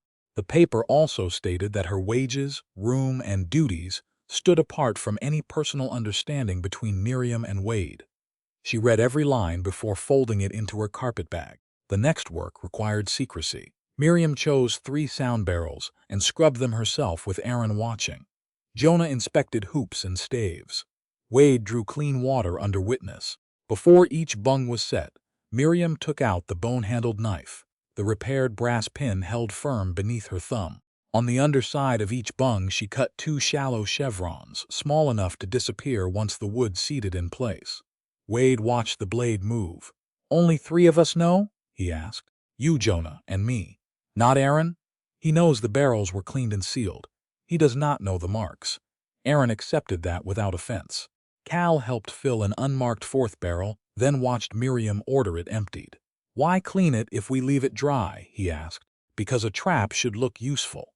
The empty decoy went beside the coffee fire. Its lid sat loose enough to invite a quick hand. The 3 safe barrels were placed under shade, each movement written into Miriam's ledger.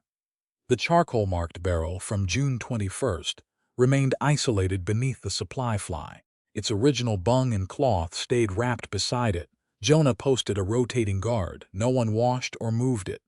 On June 27th, nothing happened. Edwin rode through camp twice, complained about wasted time, and asked why Miriam had numbered the barrels.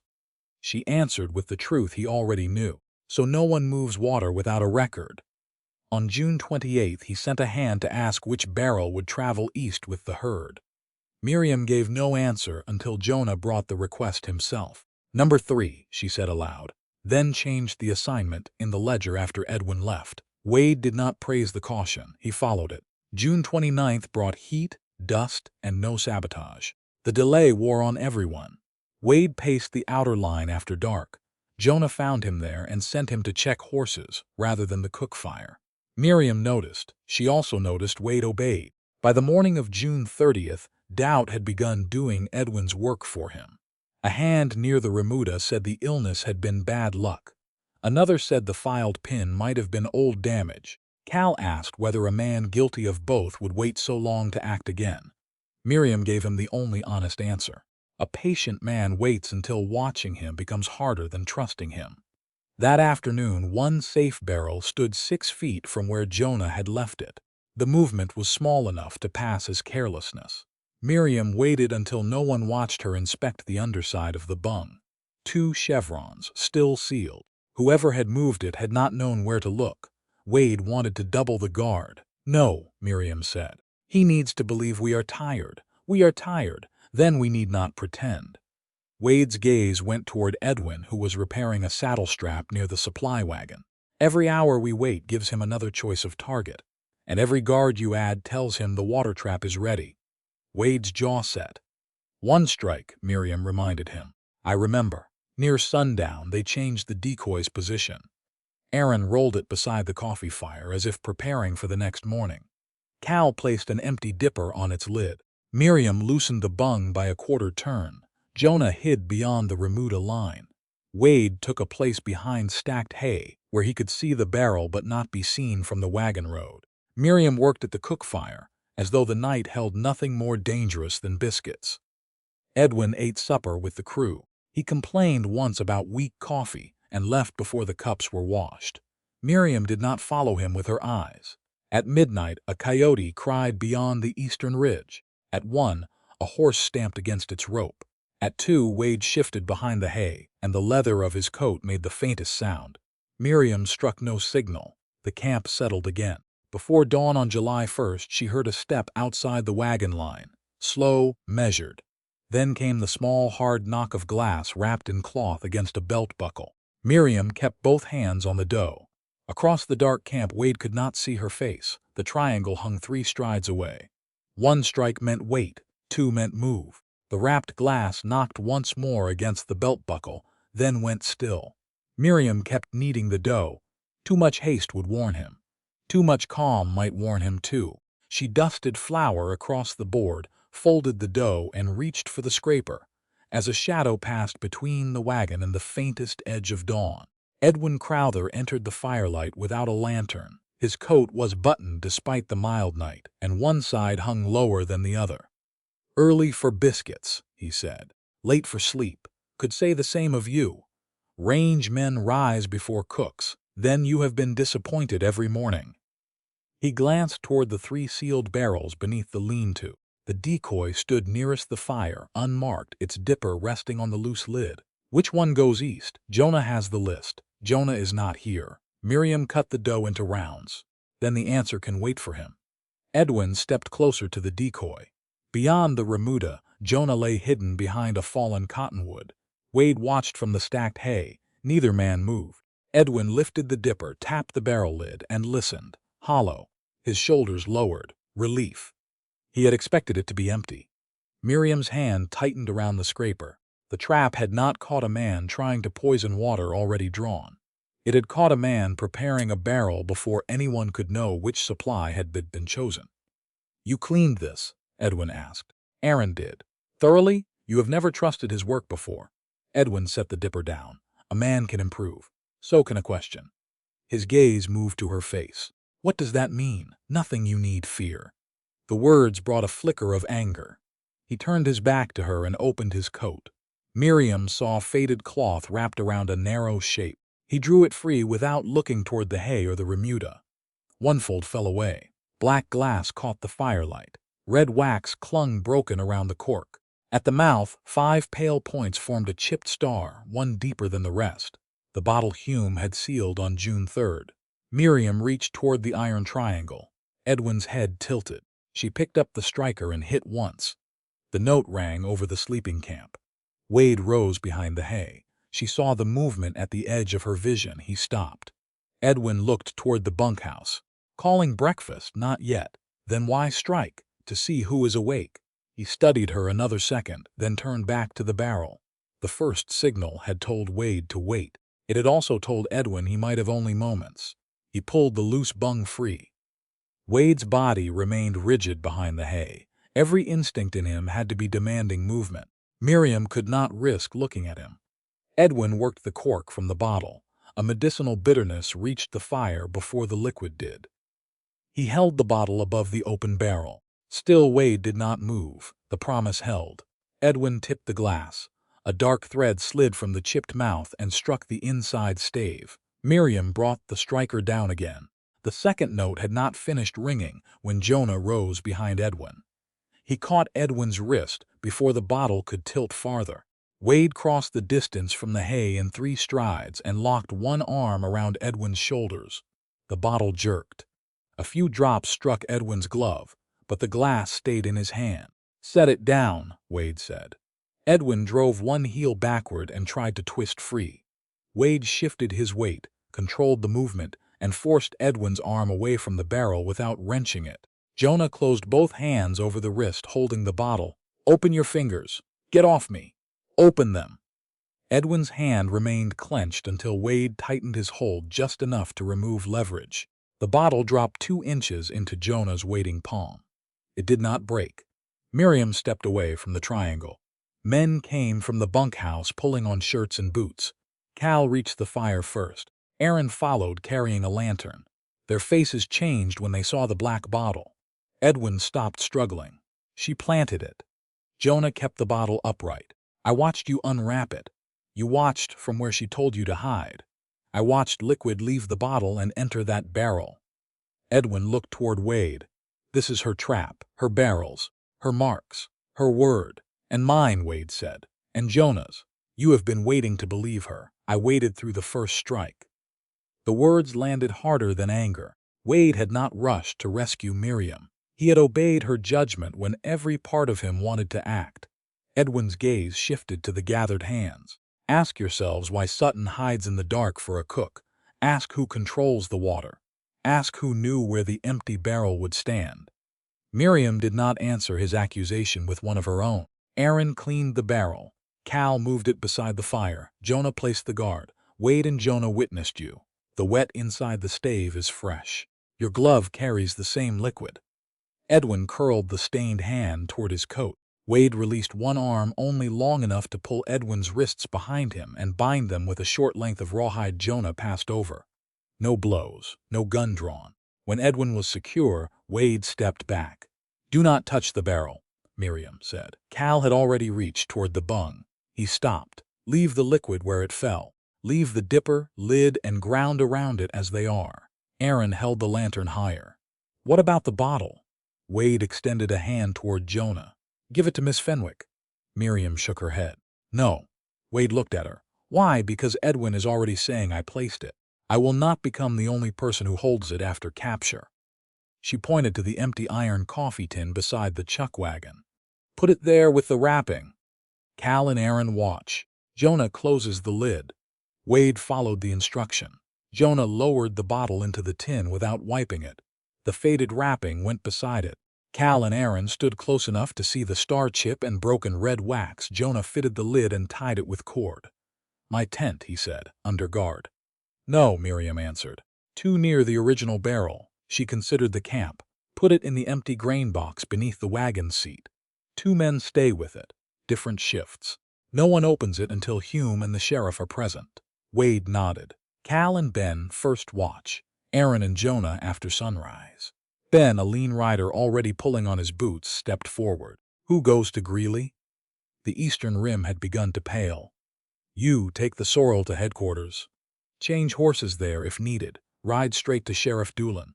Find Hume too. Tell them we caught Crowther pouring from the missing medicine bottle into a water barrel.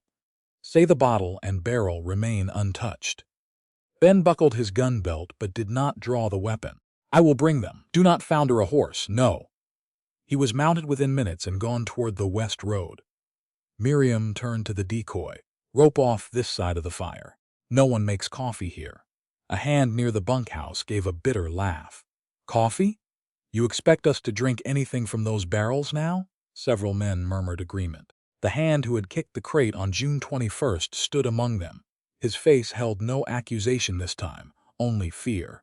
"Crowther poured into the empty one," Wade said. "The marked barrels were sealed." "Marked by her," another replied. Edwin lifted his bound hands as far as the rawhide allowed. "There, you hear it. Every answer leads back to Fenwick." Miriam crossed to the nearest safe barrel. "Jonah!" He joined her. She removed the bung beneath the lantern and turned it over. 2 shallow chevrons remained unbroken on the underside. Wade saw them. Jonah saw them. No one else had known where to look. Miriam smelled the water, then filled a clean cup. "This barrel was sealed under witness on June 26th. The mark is intact. That tells us no one removed this bung. It does not tell us no harm could ever exist." The frightened hand stared at the cup. "Then why drink?" "Because I am responsible for saying what I know and what I do not." She drank. Cool water. No bitterness, no immediate proof beyond her own judgment, but she had not asked the men to take a risk she refused. Wade reached for the cup. "May I?" "The mark is intact.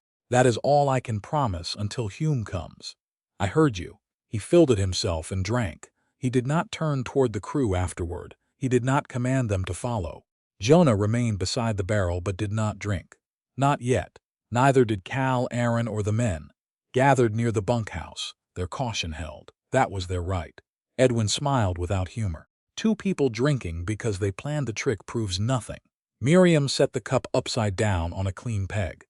"No, it proves only that we do not ask others to do what we will not." Wade assigned 2 men to guard Edwin near the wagon line, away from both barrels and evidence. Jonah placed the coffee tin under the wagon seat and sat where he could see it. Cal roped off the decoy. Aaron wrote the hour of capture and the names of each witness into Miriam's ledger. No one touched the dark thread inside the barrel. Dawn rose over a camp divided between what it had seen and what it still feared. Edwin had been caught with the missing bottle in his hand. The method was no longer hidden. The motive was, and until Sheriff Doolin and Samuel Hume arrived from Greeley, Crown Butte possessed a captured saboteur, 2 poisoned barrels, and no certainty that the truth would hold once another man began naming it. By the time the eastern sky paled on July 2nd, no one at the field camp had slept more than an hour. Edwin sat bound beneath the wagon awning with 2 men watching him. The coffee tin holding the black bottle remained beneath the wagon seat, cord intact. Jonah had placed the decoy barrel under guard and roped off the ground around it. The original charcoal-marked barrel from June 21st stood beneath the supply fly with its bung and cloth wrapped beside it. No one had washed either barrel. No one had touched the dark liquid inside the decoy. Miriam built breakfast from dry biscuits, cold beef, and water drawn from one of the marked barrels. Only a few men drank. Others held empty cups or went without. Fear had outlived the capture. Wade stayed near the fire but did not order anyone to trust what he trusted. When one rider asked whether the outfit would move that day, Wade answered, "Not until Hume checks the water, and Sheriff Doolin hears every man separately." Edwin laughed from beneath the awning. "Your herd misses the cars while you wait for a cook to prove she can smell guilt." Wade did not turn. "The herd waits one day rather than burying another man." Miriam heard hoofbeats near mid-morning. 3 riders appeared from the west. Ben rode first on a fresh chestnut borrowed at headquarters. Samuel Hume followed on his gray mare. The third man wore a dust-colored coat, a badge pinned beneath one lapel, and the expression of someone who disliked conclusions reached before he arrived. Sheriff Doolin dismounted beside the wagon line. "No one tells me the whole story at once," he said. "I want each witness alone." Edwin lifted his bound wrists. "Start with the prisoner." "You are not a prisoner until I decide whether I am taking you." Doolin looked at Wade. "Who has touched the bottle since Crowther was restrained?" Jonah put it in the tin. Cal and Aaron watched. No one opened it. "The barrel untouched. The older one," Miriam answered. "Marked June 21st. Guarded since. Bung and cloth preserved." Doolin's attention settled on her. "You are the cook? Head of food and water. Then I will hear you, after the men who hid in the dark." The interviews took most of the morning. Doolin spoke first with Jonah, then Wade, Cal, Aaron, Ben, and 2 hands who had come from the bunkhouse after the second triangle strike. He placed each man beyond hearing of the others. Miriam waited beside the cook fire and did not rehearse what she would say. When her turn came, she gave him sequence, not conclusion. 1 strike. Wait. Bottle unwrapped. Star chip visible. Cork removed. 2nd strike only after liquid left the glass. She did not call Edwin guilty. She told Doolin what she had seen. "Why 2 strikes?" he asked. "Because Mr. Sutton's first instinct was to act before the evidence existed." Doolin glanced toward Wade. "And he agreed to wait?" "He agreed. Then he did." "Why did you refuse the bottle afterward?" "Because Crowther accused me of planting it. I would not become the only person holding it." Doolin nodded once. That was wise. After the last witness spoke, he called everyone near the wagon. Jonah cut the cord around the coffee tin under Doolin's direction. Wade lifted the lid while Cal and Aaron watched. Hume removed the wrapping first, then raised the bottle by its neck. The black glass caught the noon light. "This is the bottle I used here on June 3rd, he said. "How certain?" Doolin asked.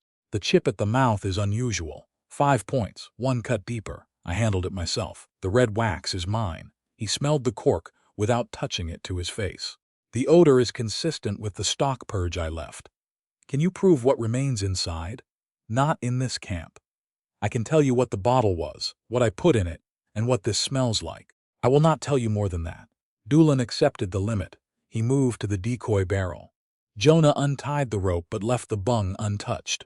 Doolin examined the dark streak on the inner stave, Edwin's wet glove, and the ground beside the barrel.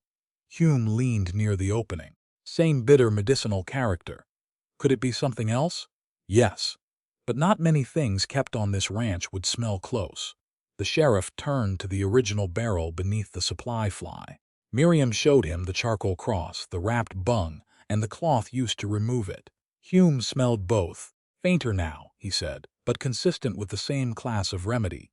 Doolin did not declare the mystery solved. He began assembling facts. The first barrel made men ill. This second barrel holds fresh liquid poured from the missing bottle. Crowther was witnessed doing the pouring.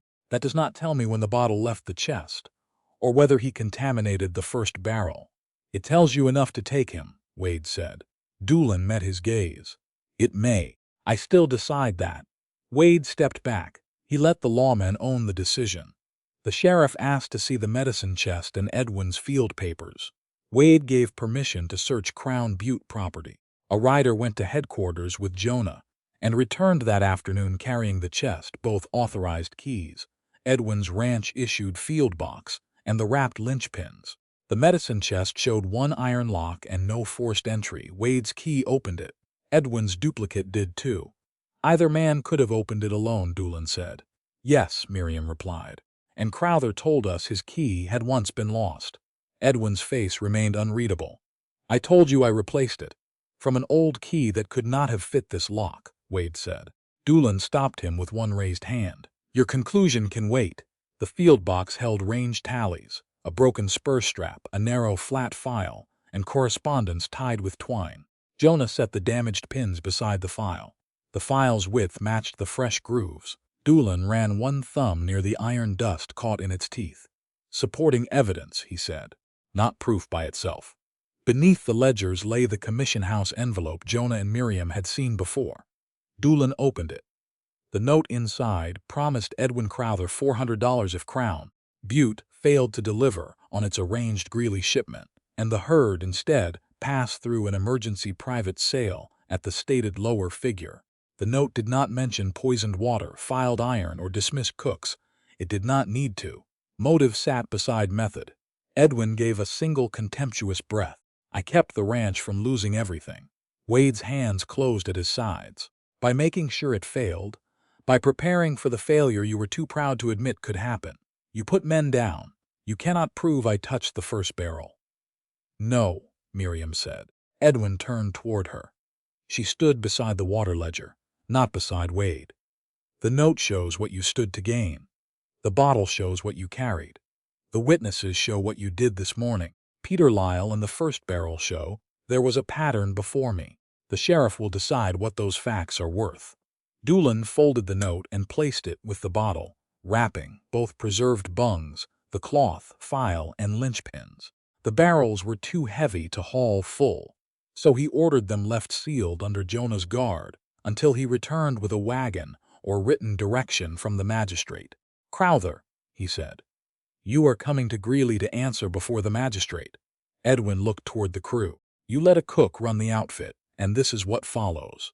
The hand who had kicked the crate on June 21st lowered his eyes.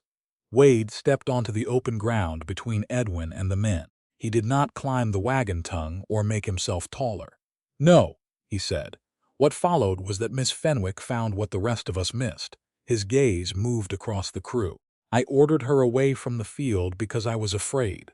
I used ownership where judgment should have been hers. She refused me. That refusal helped save men and gave us the trap that caught Crowther. No one moved, Wade continued. The two-strike signal was hers. I agreed to obey it. I nearly broke that promise after the first sound. I did not. That is the only reason you saw liquid leave the bottle. Miriam did not lower her head beneath the praise. It was not praise. It was accountability. She explained the chevrons in 3 sentences, 3 safe bungs, marks beneath, known only to her, Wade, and Jonah. Hume checked the water himself and found no bitter sign. I would drink it, he said. That does not order any man here to do the same. Wade filled a cup and drank. Jonah followed. Then the man who had kicked the crate stepped forward. I called you poisoner, he said to Miriam. I was wrong. He drank from the marked barrel. Others came after him in 1s and 2s. Some still waited until afternoon. Miriam did not hurry them. Trust taken by command would have proved nothing. Wade delayed movement until July 3rd. The 2 younger sick hands received light camp duties. Luther remained off horseback and kept full wages while he counted stores. Edwin left alive beneath Sheriff Doolin's guard, riding west toward Greeley with Hume and Ben beside them. When the riders disappeared beyond the rise, Wade came to Miriam without entering her workspace. Will you walk with me? He asked. Where? Somewhere no meal is waiting. Miriam untied her apron and left it on the wagon rail. Crown Butte continued behind her. Sua. They walked beyond the rise until the camp sounds thinned beneath the wind. Behind them, men began preparing for the July 3rd movement without Edwin Crowther's voice among the orders. Ahead lay open grass and one cottonwood bent east by years of weather. Wade did not choose the place where Miriam should stop. He matched her pace until she did. "You asked what remained if you never cooked another meal," he said. Miriam folded her arms. "You did not have an answer. I had words. I did not have proof. Do you now?" "Not enough." The reply surprised her. Wade removed his hat and turned it once by the brim. "I could tell you what I feel while your wages still depend on me. I could ask for something personal while your room stands on my land. Even an honest answer would carry my weight behind it. You have discovered you are a heavy man, in more ways than one." Miriam almost smiled. "What are you asking?" "Nothing today." He looked back toward the camp. "The outfit moves tomorrow. After that, I want to put your work terms in writing. Better terms than the ones that brought you here. Because we caught Edwin? Because the old agreement let Crown Butte take too much and promise too little. And if I refuse whatever else you intend to say, the work terms will stand." Miriam studied him. "Put that on the paper." "I will, with Jonah as witness." "Yes. Then speak to me when the paper exists." Wade accepted the boundary. He did not use the empty meadow to confess before she had somewhere safe to carry the answer. They returned separately enough that no man at camp could pretend Miriam had traded competence for favor. On July 3rd, the cattle movement resumed. The two younger hands who had fallen ill remained on light duty. Luther counted stores beneath the supply fly and kept full wages. Jonah rode the line. Miriam controlled the water. No one became sick. On the morning of July 4th, Wade came to the cookhouse carrying one folded sheet. He stopped outside the threshold. "Is this a working question?" Miriam asked. "The paper is." "Then come in." He placed it on the table but kept both hands away while she read. The terms were written in plain language. Miriam Fenwick would receive $15 each month, room and board. She held authority over field kitchens, ration stores, drinking water, and meal timing. She could choose and train an assistant. One day each week belonged to her unless fire, flood, serious illness, or another true danger required every available hand. At the bottom, one sentence stood apart. "These wages and duties stand whether or not Miriam Fenwick accepts any personal request from Wade Sutton." Miriam read that line twice. "Who chose $15? "I did." "Why not 14? "Because your responsibilities are worth 15. "Why not 20? "Because then you would think I was trying to buy the answer I want." "Perhaps you are learning." Slowly, she read the emergency clause again. "Who decides what counts as true danger?"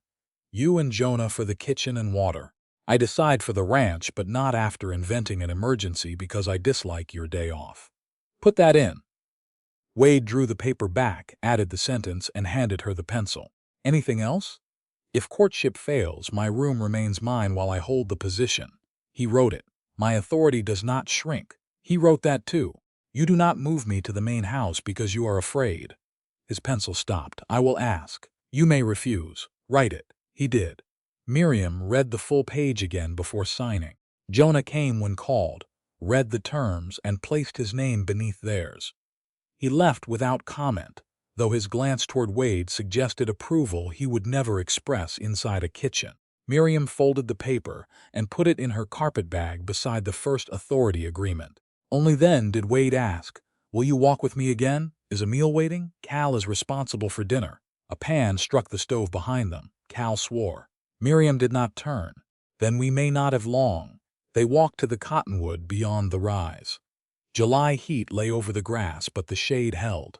Wade remained standing until Miriam chose a place against the trunk. "You said Crown Butte took too much," she began. "It did. The ranch fed and housed me. In return, you worked from before dawn until after 42 men slept.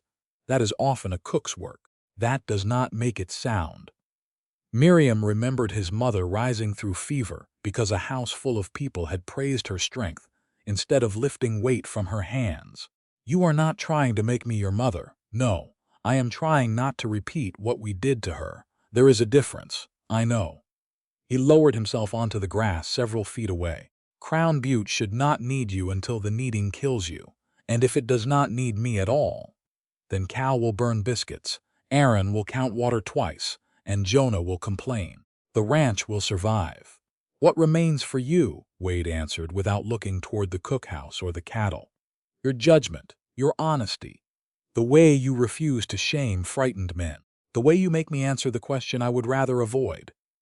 Miriam's fingers rested against the grass. "Those are useful qualities, yes, but I do not want them only because they serve me." He drew one breath. "I want to hear what you think when there is nothing to solve. I want to know where you choose to walk when no wagon is waiting. I want your company on days Crown Butte gains nothing from it. That is inconvenient. Very. And if I disagree with you, you will. If I refuse you, the paper stands. If I never cook another meal for you, I will still want you beside me." His gaze met hers then, steady and unguarded. "I love you, Miriam." The words did not demand an answer. They rested between them with the weight of every smaller promise he had kept, and the one large promise he had nearly broken. Miriam did not rush to relieve him. "You have known me 1 month. Yes. You ordered me away from danger as though my judgment belonged to you. Yes. You may become foolish again. I expect I will. I do not intend to use my land or your wages to make you pay for it." That was not a claim of perfection. It was better. "Are you asking me to marry you?" "No." The answer came quickly enough to pull a laugh from her. Wade's face eased. "Why not?" "Because I have only just learned not to decide the whole road before asking whether you want to travel it." A useful lesson. Painfully earned. He placed his hat on the grass. "I am asking permission to court you." Miriam considered him with the same care she had given the written terms. "Not in the kitchen, you agreed. No gifts costly enough to create debt." "Agreed." "Sunday afternoons." "You ask where I want to go." "Yes. If I say nowhere, you do not choose somewhere for me. I will try." "That is not agreement." "Agreed. And if courtship ends, nothing on that paper changes. Nothing." Miriam rose. Wade began to stand, then stopped when she stepped closer. She set one hand against his shoulder and kissed him. Briefly. By choice. His hand lifted, paused near her waist, and remained there until she touched his wrist and guided it the last few inches. Even then he held her without drawing her nearer than she had chosen. When Miriam stepped back, he released her. "That was not part of the terms," he said. "No, may it happen again. Perhaps on a Sunday." On July 9th, Wade appeared outside the cookhouse after dinner, wearing a clean shirt and carrying nothing. No flowers, no parcel, no horse saddled for a destination he had already selected. "Where would you like to go?" he asked. Miriam opened her mouth and found no answer. She had chosen routes for supplies, measured days by meals, and planned every hour around another person's hunger. No one had ever handed her an afternoon and left it empty. "I do not know." Wade leaned one shoulder against the outer wall, still beyond the threshold. "Then we can leave it empty until you do. We will look foolish standing here." "I have looked foolish before. Recently, very recently." Miriam walked with him to the cottonwood. They sat without destination or task. Behind them, Cal burned the first pan of biscuits. Aaron saved the second. Jonah prevented 2 men from stealing bacon before supper. No one called Miriam back. By the time the triangle sounded, she had done nothing useful for nearly 3 hours. Her room remained hers. Her wages remained hers. Wade remained beside her. The ranch had continued without demanding proof that she deserved to return. Miriam woke after sunrise on Sunday, September 24th, with the certainty that she had failed someone. No fire built, no coffee measured, no dough rising beneath cloth. For 3 breaths, the old fear held her still. If the work stopped, the place would discover it had no use for her and close its doors. Then a pan struck iron in the cookhouse. Cal's voice carried through the open window. "Those biscuits are brown," Aaron answered. "The bottoms are black. Men don't eat the bottoms first." Miriam sat on the edge of the bed and listened. Water splashed into a clean bucket. Jonah called out a barrel number. A hand laughed near the hitch rail. Crown Butte had begun its day without her. Nothing had collapsed. Her dress hung from the wall peg. On the small table lay both employment papers beneath the faded red cloth that held her mother's bone-handled knife. $15 a month. Room and board. Authority over food, field provisions, and drinking water. 1 day each week that did not belong to the ranch unless true danger demanded every hand.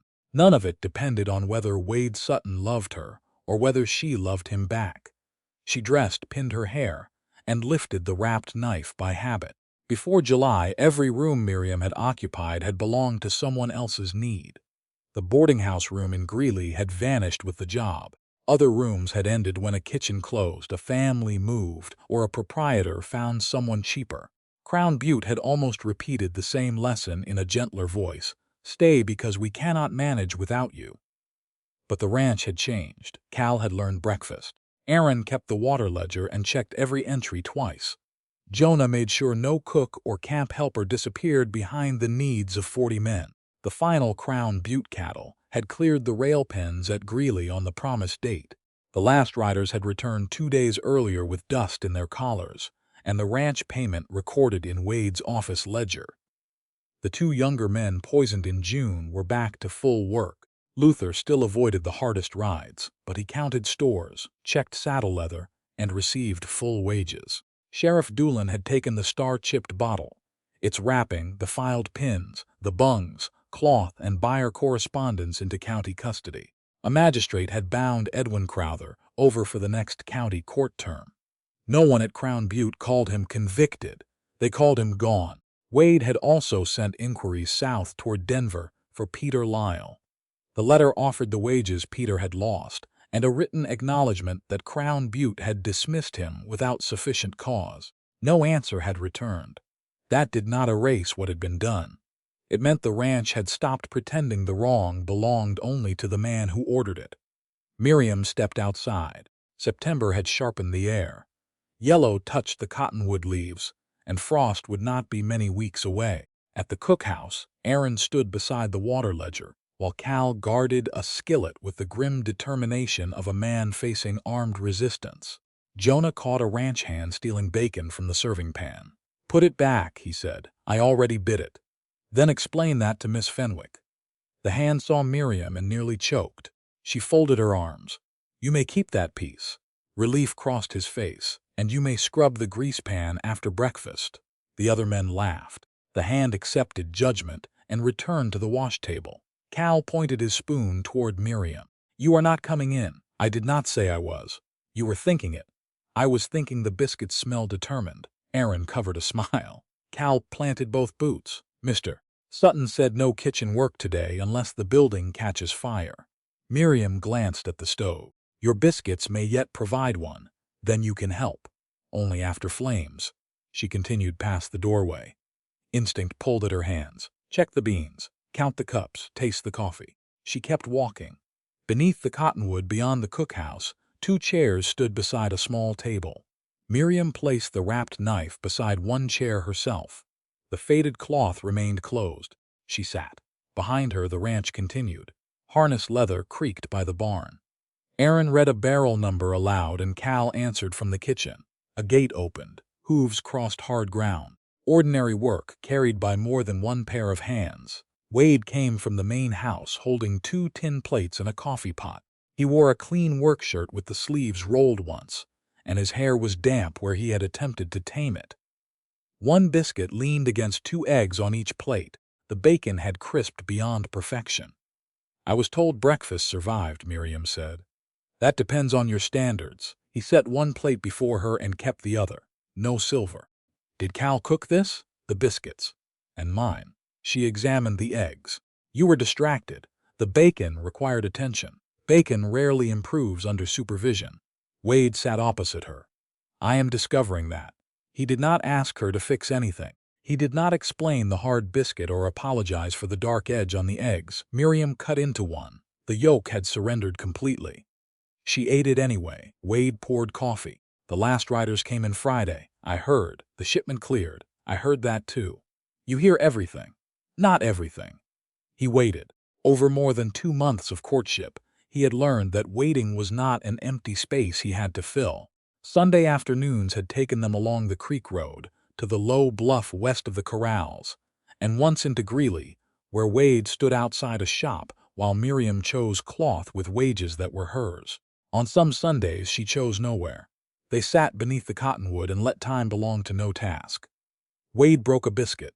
It resisted. "Will you stay through winter?" Miriam set down her fork. The question had been coming, but not as an order hidden beneath kindness. Still, she made him name which answer he wanted. As your cook, your position already stands. As head of provisions, that too. Then what are you asking? Wade put the biscuit back on his plate.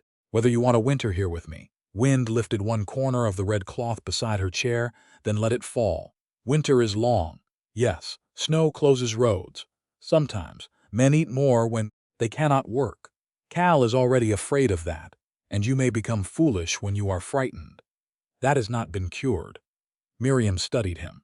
He had not promised never to fail. He had promised not to turn fear into ownership. Since July, he had kept the harder promise. He asked before changing plans that affected her. He accepted no without becoming cold. When a hand complained that a woman should not stop a supply wagon, Wade handed him Miriam's written authority and told him to read it before speaking again. He had never used courtship to settle a work dispute. I will stay through winter, she said. Relief crossed his face, but he did not reach for her. Because Crown Butte needs you? Crown Butte has Cal's biscuits. Then the ranch is secure, because I want to see what you do with snow. Mostly shovel it. That is disappointing. His smile came slowly. Why then? Miriam looked toward the cookhouse, where breakfast continued without her. Once nowhere else to go had forced her through Crown Butte's gate. Now she had money saved, authority in writing, and enough standing to find another position if she chose. Staying meant something only because leaving was possible. Because of you, she said. Wade's hand rested open on the table. He did not move it nearer. Miriam placed her hand in his. Not because you own this land, she added. Understood. Not because you hired me. Understood. And not because you waited until every man had a plate. His thumb moved once across her knuckles. That helped. It did. He glanced at their joined hands. Someday may I ask you a larger question? You may ask, and you may refuse, I know. I will not ask today. Miriam raised one eyebrow. Why not? Because you are still deciding whether Crown Butte respects winter boundaries. Sensible caution. I have had a good teacher. He lifted her hand, then stopped before bringing it to his mouth. Miriam turned her wrist and closed the last inch herself.